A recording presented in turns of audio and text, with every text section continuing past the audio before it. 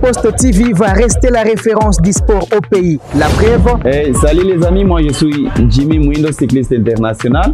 Suivez-nous sur Kivu Morning Post. Allez. Je suis Jackson Lunanga, international congolais. Je vous invite tous à suivre les sports sur Kivu Morning Post. Je suis Jacques Kianga, journaliste et sportif basé en RDC, en direct de Kivu Morning Post. La finale de la Coupe de la Confédération de la CAF se joue ce dimanche 28 mai 2023 au Benjamin Nkapa Stadium. Cette rencontre qui sera dirigée par l'arbitre international congolais Jean-Jacques Ndala mettra en opposition les Young Africans de la Tanzanie à l'Union sportive de la Médina d'Algérie. L'international congolais Fiston Kalala Maele est très attendu dans ces matchs suite à ces statistiques que vous allez découvrir dans cette production. Avant d'en arriver là, abonnez-vous massivement sur Kivu Morning Post TV.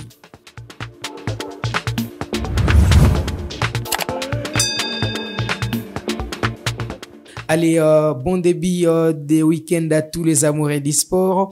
Ouvrons ce numéro de Total Sport par le football en province du Nord Kivu avec les championnats provinciaux de football qui poursuit son bonhomme des chemins. Après des jours de trêve, la compétition va se poursuivre ce week-end avec des affiches.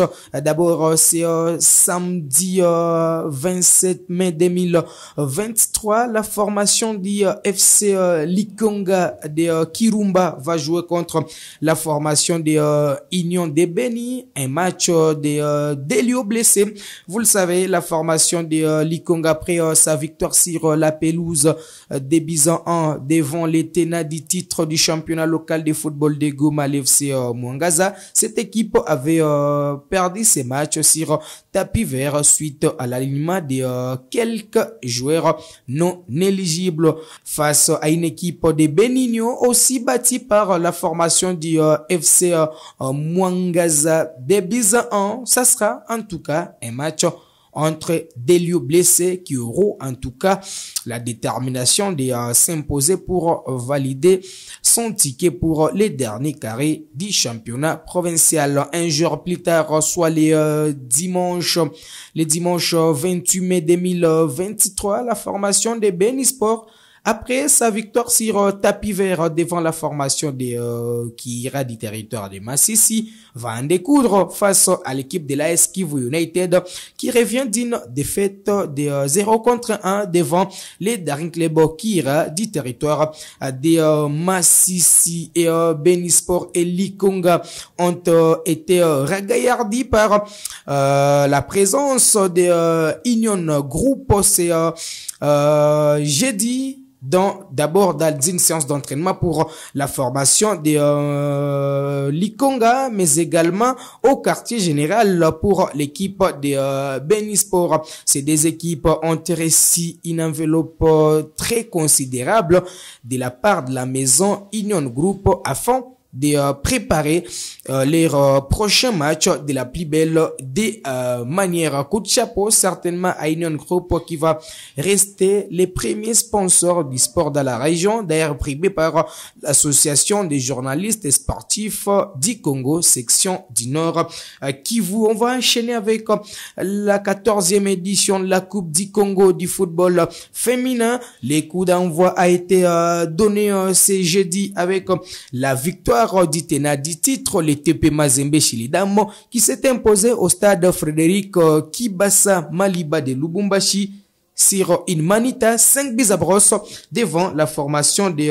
FJKK. Et bien, c'est un très beau départ pour la formation du tout-puissant Mazembe qui est logé dans le même groupe avec des équipes de la ville de Goma. Il s'agit plutôt de la province du Nord Kivu. Il s'agit respectivement de l'AS Kabasha, équipe championne du Nord Kivu, et du Daring Club Bwereman du territoire de Massissi, l'autre représentant de la province du Nord Kivu, Soleil de l'Est, et dans les mêmes groupes avec la formation de SMP Bikira, l'éternel rival de Mazembe, mais également Amani, 4 fois vainqueur du championnat provincial de Kinshasa. Donc les équipes de la province du Nord Kivu sont déjà averties de la ténacité de leurs adversaires. Malheureusement, ces équipes traînent les pas encore dans la ville de Goma et attendent toujours les billets du gouvernement provincial pour rejoindre la ville de Lubumbashi qui accueille cette compétition. C'est championnat des dames qui a démarré hier se jouera dans 2 villes différentes, Lubumbashi et Likasi. Au-delà de ces 3 équipes, la province du Nord Kivu sera représentée par 3 arbitres dames qui séjournent déjà dans la ville qui préfère.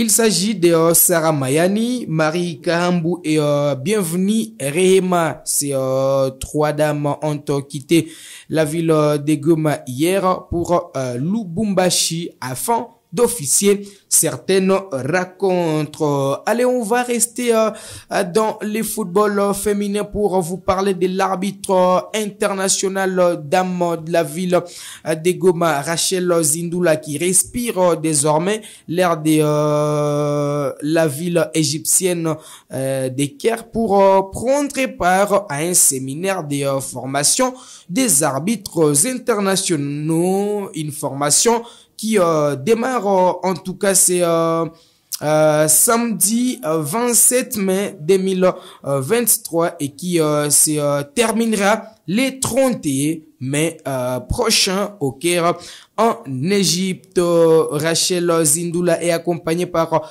des autres dames de la République démocratique du Congo, une dame arbitre de Congo central et une autre de la ville-province de Kinshasa. Après juste cette formation, Rachel Zindula et les 2 autres dames vont prendre la direction de Lubumbashi pour officier également différentes rencontres de la 14e édition de la Coupe du Congo. Cette formation va permettre à Rachel Zindula de confirmer son statut d'arbitre international. Donc ça passe ou ça casse, puisque en cas d'une contre-performance, Rachel Zindula sera écartée et suspendue par la Confédération africaine de football. Bonne chance à cette dame qui porte haut les sifflets de la province du Nord Kivu au niveau international. On va parler maintenant de la Coupe de la Confédération de la CAF. Je l'ai annoncé dans les titres.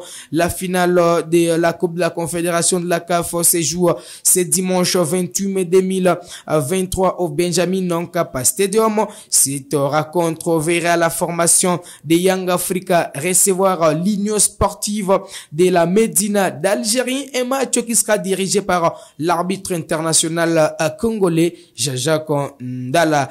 Un match de retrouvailles entre l'homme en noir congolais et les internationaux congolais qui évoluent avec les Yanga. Il s'agit des Fiston Kalala Mayele, Jési Moloko Dikapel, Rossi Tuisila Kisinda, Bangala Litombo Yannick, Juma Shabani Wadol et Joyce Lomalisa. Un Congolais est très entendu dans ces matchs. Il s'agit des Fiston Kalala Mayele suite à ses statistiques. Vous le savez, en championnat tanzanien, un championnat remporté par son club, il a marqué 16 buts en Ligue des Champions. Ça sera 7 buts marqués pour l'international congolais et 6 buts marqués en Coupe de la Confédération pour l'ancien joueur de l'AS Club de Kinshasa. 29 buts pour toute compétition confondue. C'est un rendement très considérable pour un avant-centre. Donc l'ISM Alger est déjà averti des statistiques du serial bitter congolais Fiston Kalala Mayele qui est déjà courtisé par les GA Club Keirot, les National Al Ahly, les clubs les plus titrés du continent africain, ferait en tout cas des yeux doux à l'international congolais après avoir raté les transferts de Jackson Mouleka qui évolue actuellement en Turquie avec l'équipe de Beşiktaş. Al-Ahly va jouer une fois de plus la finale de la Ligue des Champions et ça sera face au Wydad Athletic Club de Casablanca, du Congolais Arsène Zola. Zola qui était retenu dans les 11 types du dernier carré de la Ligue des Champions. Depuis son arrivée au Maroc, l'ancien défenseur du tout-puissant Mazembe est devenu titulaire indiscutable. Rendez-vous le 4 juin prochain pour la finale aller de cette Ligue des Champions de la CAF. Et voilà qui met un terme à cette production. Mais juste un petit rappel, le sélectionneur national de la République démocratique du Congo, Sébastien Desabre, va publier sa liste des joueurs retenus pour les matchs de la 5e journée des éliminatoires de la Coupe d'Afrique des Nations Côte d'Ivoire 2023 face à la sélection du Gabon, match prévu le 18 juin prochain à Franceville. Donc, au cours d'une conférence de presse que Sébastien Desabre va animer au siège de la Fédération congolaise de football association ce lundi 29 mai, les Congolais seront fixés sur les joueurs qui ont été retenus. Quant à l'adversaire de la RDC, les Gabon a rendu public sa liste de 23 joueurs retenus pour ces matchs. Et Pierre-Emerick Aubameyang est de retour dans la sélection après au moins une année de retraite aux côtés de Denis Bouanga et Boupenza. Donc les cadres sont de la partie et vont permettre à Patrice Neve de titiller la sélection nationale de la République démocratique du Congo. Au classement partiel, les Gabon va rester en tête avec 7 points. La RDC est bon dernier avec 4 points. Une victoire permettra aux Congolais de se relancer avant de jouer la qualification à la maison au mois de septembre contre les Soudan. Vous avez aimé cette production d'aujourd'hui? Dites merci à toute l'équipe de Kivu Morning Post TV. On se fixe rendez-vous très prochainement pour un autre numéro.